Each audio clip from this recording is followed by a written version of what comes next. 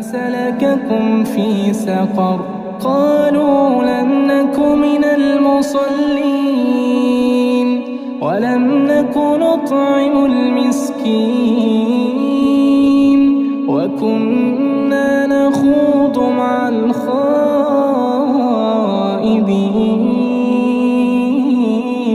وكنا نكذب بيوم الدين حتى أتانا اليقين فما تنفعهم شفاعة الشافعين فما لهم عن التذكرة معرضين كأنهم حمر مستنفرة